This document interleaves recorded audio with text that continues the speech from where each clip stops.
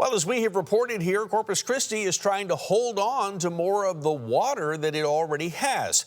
That's why the city wants to temporarily stop sending water from Lake Corpus Christi and Choke Canyon into the Nueces estuary. But to do that, it needs state approval. The TCEQ is now considering that request, and we could know its decision as early as next week. Natalia Osuna spoke with state lawmakers today who say they've been talking with the TCEQ. And Natalia, what are they hearing?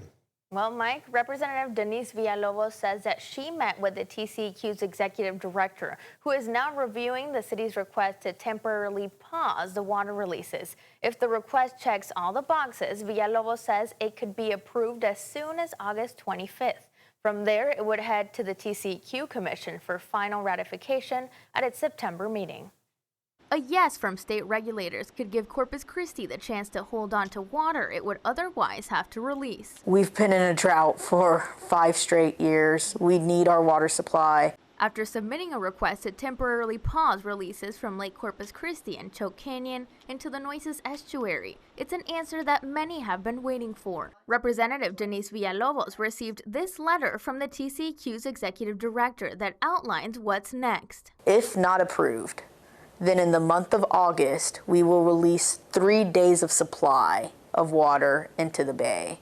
If not approved, then in the month of September, I think it increases up to like 28 days of supply. Dr. Paul Montaña at the Heart Research Institute helped write the original agreed order in 2001. The amount of information we've uncovered in the last 20 years is just remarkable. So it really is time to take another look at everything. While he says completely stopping the releases would change the base, he believes there's room to reconsider how the current system works. It's actually state law. It's a combination of Senate Bill 3, which said that once an environmental flow standard is approved for a base system, it should be reevaluated after 10 years. Well, that, for our system, it was 2014, which meant starting in 2024, over the last 2 years, we should have been already reevaluating what the environmental flow needs are. And Montaña is not the only one who believes changes could be made while keeping science and research at the forefront. In a statement to 3 News, Dr. Kirsten Stansel with the Coastal Bend Basin Estuary says in part, quote, "We want to work with the city. There are likely opportunities to improve how fresh water is delivered, so we achieve greater benefits for the bay with less water." Now you can see here that we reached out to the TCEQ for comment. In a statement to 3 News, they say that the application was received and is currently under review.